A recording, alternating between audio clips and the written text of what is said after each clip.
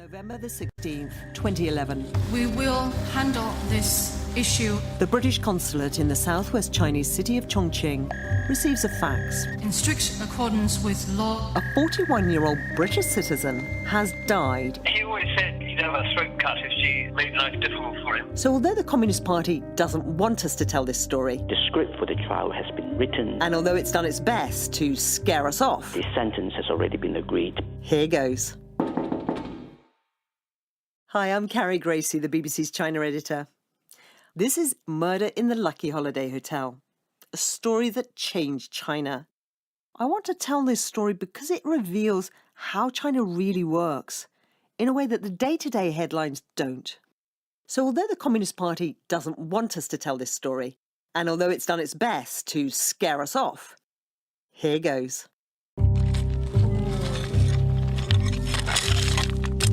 He always said he'd have a throat cut if she made life difficult for him. I think it was painful, actually. We will handle this issue. I'm not a politician. In strict accordance with law, on the basis of facts. Poison. A good source for British intelligence. Go! Oh, go! The script for the trial has been written. The sentence has already been agreed. It really doesn't matter what happened at the trial itself.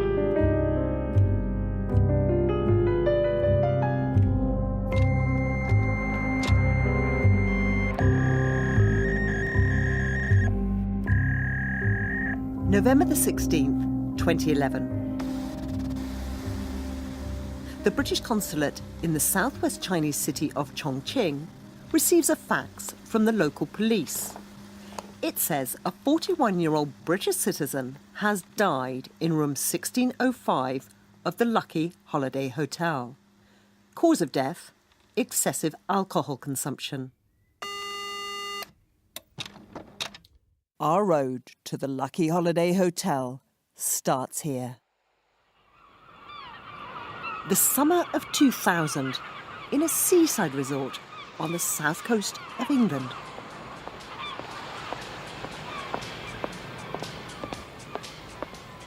A well-dressed Chinese woman in her early 40s shows up on Bournemouth Pier, wanting to buy a balloon. Not a party balloon for the kids, a giant hot air balloon. Giles Hall was in charge of the one on the pier. It's a helium balloon that carries sort of 30 people in a gondola all the way up to whatever height you want to take them. Giles Hall now lives in the south of France, and we talked to him on the phone.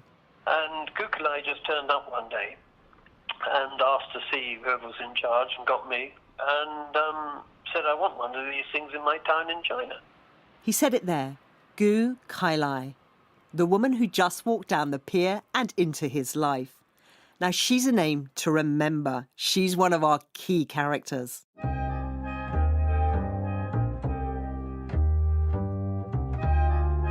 And we thought it was a bit of a joke, but she was sort of draped in jewellery and expensive clothing, so we knew she was wealthy.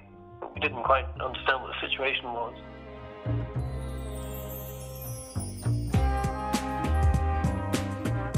The situation that he mentioned is all of the relationships around her. And that takes in money, sex, and power. Oh, it's going to get wild. And for Giles Hall, the pier-end conversation was the beginning of a 2-year roller coaster as he tried to meet Kukulai's demand for hot air balloons in China. We'd have these raging arguments on the phone or in person. And she'd say, you're threatening me, aren't you? And I said, no, I'm not threatening you, I'm just telling you the facts. You know, I got this distinct impression that if one pushed her too far, she could really be dangerous. To make sure that this bizarre business deal went well, there was a British middleman who spoke Chinese, Neil Heywood, another name to remember. Neil Heywood was the fixer who came in very early on, and he was sort of said, I'll make sure these things all arrive, there's no import duties to pay and taxes and things, and I'll ease everything through custom.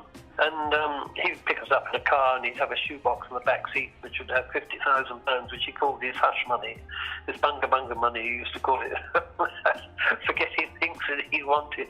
It was all very, very dubious behaviour. So where did the money come from that was in the shoebox?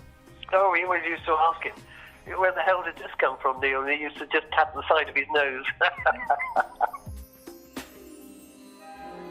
£50,000, that is a lot of money. I don't know about you, but it's more than I'd have sitting in a shoebox on the backseat of my car.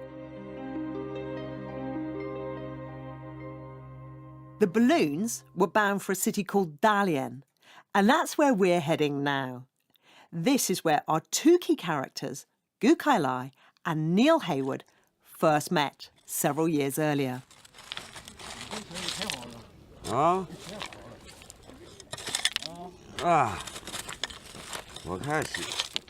Dalian's stony beach is peopled by hunched figures with steel claw hammers. Through rocks and slime, they're digging for worms.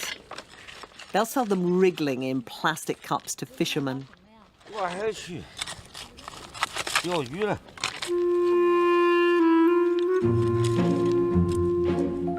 In the 1990s, few people outside China had heard of this gritty port city, next stop North Korea.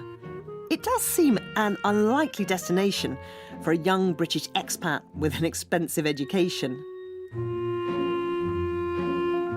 Tall and elegant, with his white linen suits in the summer and his tweeds in the winter, Neil Heywood must have stood out amid rusting factories and crumbling Soviet-style tower blocks.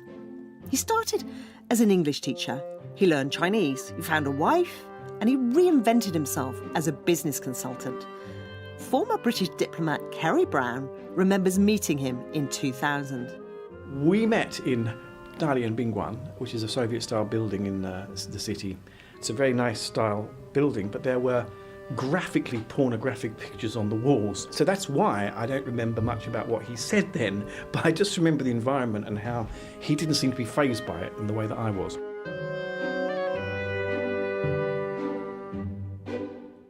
We spent weeks interviewing people, and no one could tell us why exactly Neil Heywood was in Dalian.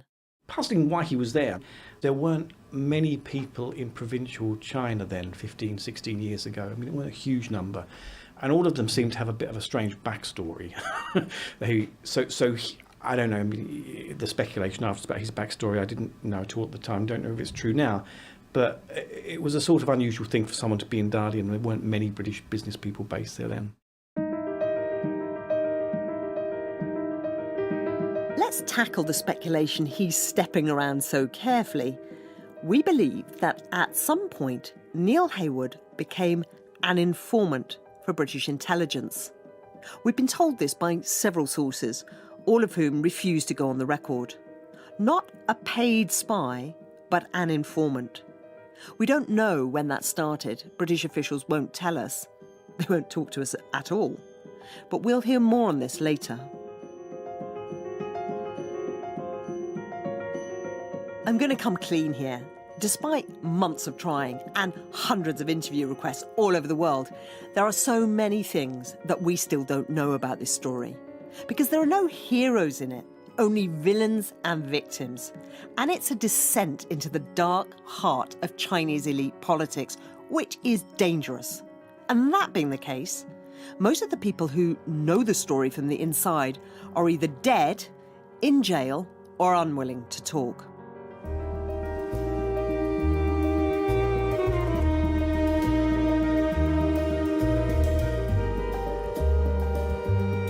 But on the backstory of our other key character,谷開來, we have a good source prepared to go on the record. She always drew a lot of attention. She was petite, slim, she had a lovely voice and was very elegant, and very persuasive. Lawyer Larry Cheng remembers his friend and colleague,谷開來. The expensively dressed woman buying hot air balloons hadn't always been able to count on wealth and comfort. She started life privileged for sure, her father an army general.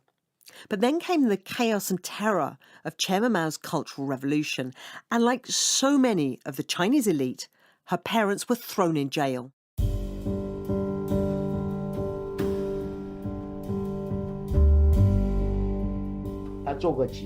She was reduced to being a beggar.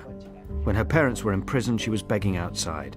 She did manual labour, she worked as a butcher. She didn't have much schooling, but she taught herself and then used her connections to get into Peking University.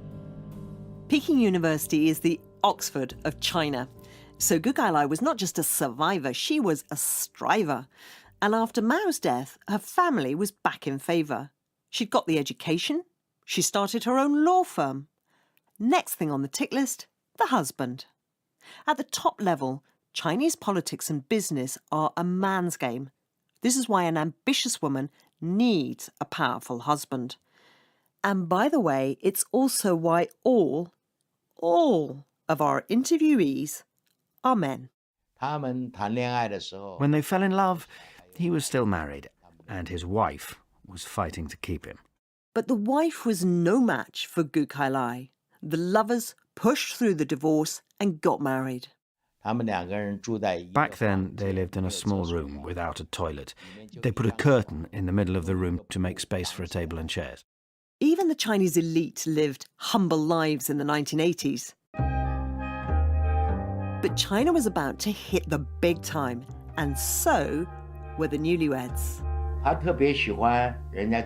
She liked being called the mayor's wife. She liked the attention. The mayor's wife. By the 1990s, Gu Kailai's husband was China's most up-and-coming politician and serving as mayor in Dalian. His name is Bo Xilai, and he is a massive character, not just in our story, but in Chinese history. He's the one who... But I'm getting ahead of myself. Our next episode is all about him. For now, all you need to know is that Bo Xilai was married to Gu Kailai and was the mayor of the city of Dalian, where Neil Heywood was trying to carve out a career as a business consultant. How Neil first met the Bo family is not entirely clear to me. I do recall a story about Neil going on a bike ride, I think, outside Dalian and bumping into Bo Xilai and having a conversation which may have been the beginning of that relationship. James Richards has spent a lifetime doing first diplomacy and then business in China, a friend of Neil Heywood's. I think much of his contact was with Gu Kailai rather than with Bo Xilai himself. There was great goodwill between him and that family, and China being China, I would be surprised if he wasn't able to ask them to lend a hand here and there with the different businesses that he was involved with. The discreet lending of a hand is what Chinese politicians and business people do for each other all the time. Let me explain how it works. The politician has the power to grant things like permits and land rights, and the businessman has the money. But they can't be seen to trade. They need intermediaries. Neil Heywood had put himself out as this sort of person that any company that wanted a deal in China, he could smooth the way. That's how it was put. Giles Hall, the Bournemouth balloon man. Neil Heywood was very good at smoothing the way. He had lots of contacts. Whenever any of the kit arrived in the port, it was instantly shipped through without any tax being paid or anything on it. So he had a lot of power in that respect. But that power was due to who he knew. So let's take stock. We have a young Englishman on the make. We have money to be made. We have a fairy tale first couple, China's John and Jackie Kennedy, as some describe them. And they've now had a son, so that's a dynasty in the making. We are headed for a happy ending, right? Wrong.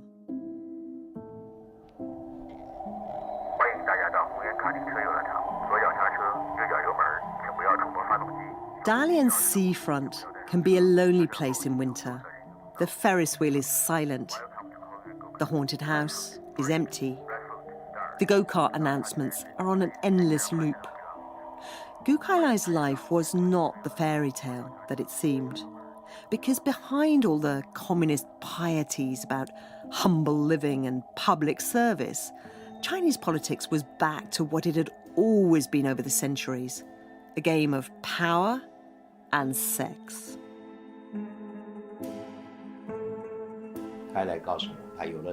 Gu Kailai told me that Bo was having affairs. Larry Cheng became Gu Kailai's confidant. Every day, she felt sad and lonely. She even tried to kill herself because the man she loved was having affairs. I asked, was she really trying to kill herself? She did mean it. She had a scar on her wrist from a knife. She was trying to scare Bo. She was in such low spirits, so she took sleeping pills and tranquilizers. She drank a lot, too. And like discarded empresses and concubines throughout imperial history, Gu Kailai started to look elsewhere for love. Chinese literature even has an expression for women in her situation, the red apricot. She was a red apricot, leaning over the palace wall and down toward the street. In the beginning, I think Gu Kailai was the typical wailing woman in the palace. Then she leaned out to the street. She lost all principles. If any man was useful to her, she might take him as a lover. Her personal life was a mess. In Dalian, we talked to a lot of people about this period of Gu Kailai's life, and though they didn't want to go on the record, many spoke about the long list of lovers.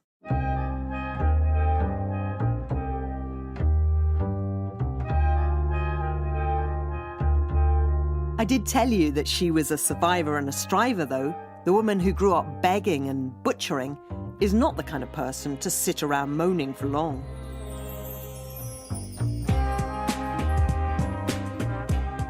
In 1999, Gu Kailai turned her back on her loveless marriage. From then on, she and her husband would be a partnership in public only. Gu Kailai's new project was to turn her son into a member of the global elite. And where better to learn the English of the ruling class than in England? Through Chinese contacts, she found a language school in Bournemouth.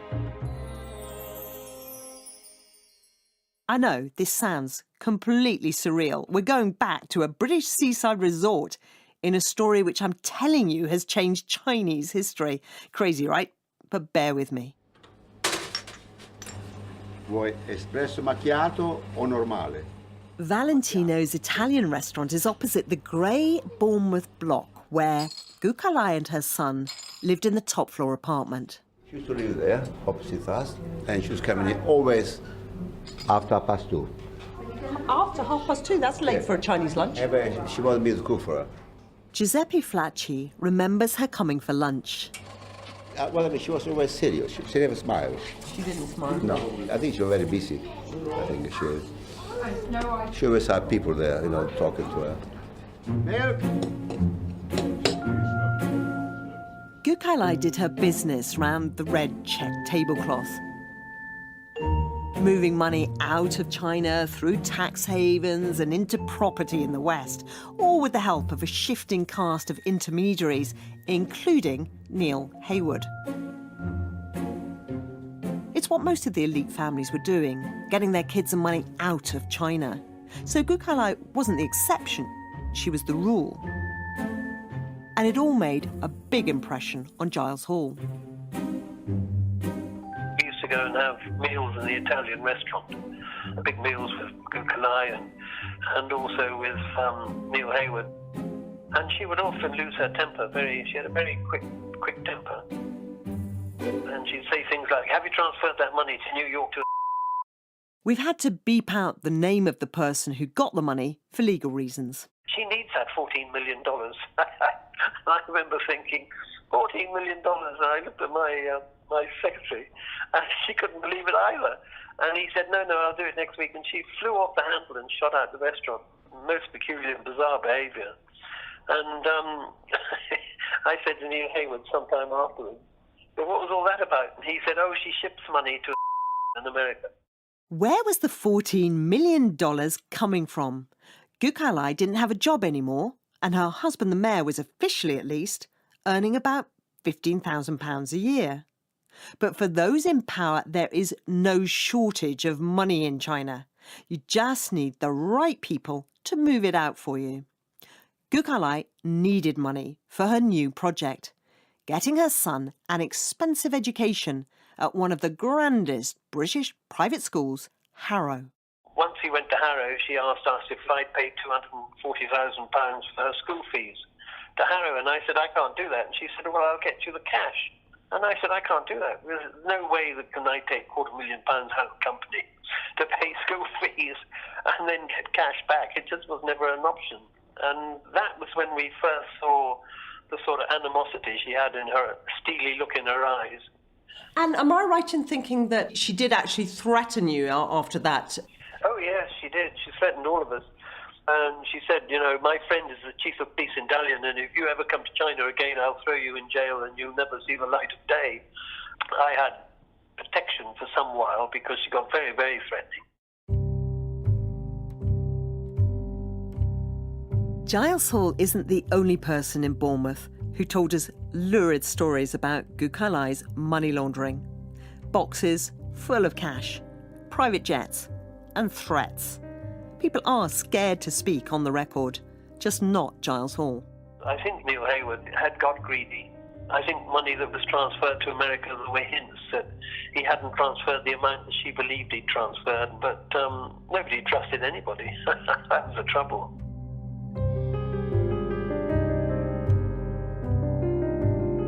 And don't forget the story of the red apricot. In Bournemouth,谷開來went on having affairs with those who proved useful. We don't know whether that included Neil Heywood, but their relationship was certainly intense. He always said to us, you know, if she ever does anything to me, I'll cut her throat. He always said to you what? He always said, you know, he'd have her throat cut if she made life difficult for him. No, he was a great threat to her because he knew everything that went on. He knew all the shenanigans, he knew all the way the money was shifted around. You know, he knew everything. November the 16th, 2011.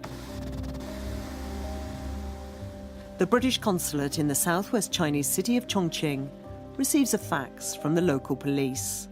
It says a 41-year-old British citizen has died in room 1605 of the Lucky Holiday Hotel. Cause of death, excessive alcohol consumption. And the name of the deceased? Neil Heywood.